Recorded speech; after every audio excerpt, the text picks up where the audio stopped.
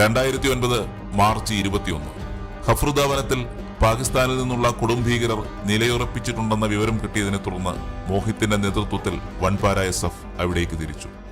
25 പേരടങ്ങുന്ന ടീമായിരുന്നു ഓപ്പറേഷന് നിയോഗിക്കപ്പെട്ടത്. ഇതിൽ 24 പേർ 3 ടീമുകളായി തിരിഞ്ഞായിരുന്നു കൊടുംകാട്ടിലേക്ക് പ്രവേശിച്ചത്.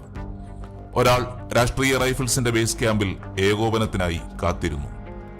ഇടതൂർന്ന കാടും 2.5 അടി കനത്തിൽ മഞ്ഞു പുതഞ്ഞു കിടക്കുന്ന മണ്ണും ഭീകരരുടെ വെടിയുണ്ടകൾ ഏതു നിമിഷവും തേടിയെത്താം. അതായിരുന്നു സാഹചര്യം.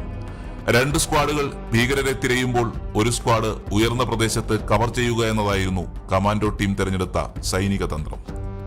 കൊടും കാടായിരുന്നതിനാൽ വെളിച്ചം പോലും എത്തി നോക്കിയിരുന്നില്ല.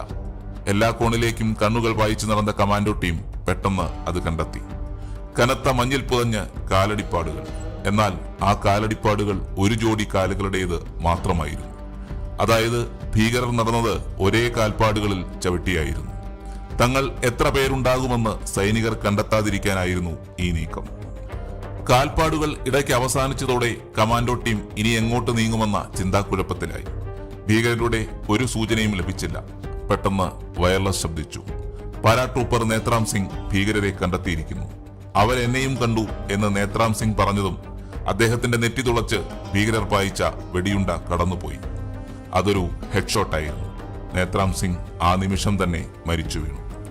പിന്നെ നടന്നത് ജീവൻ മരണ പോരാട്ടമായിരുന്നു.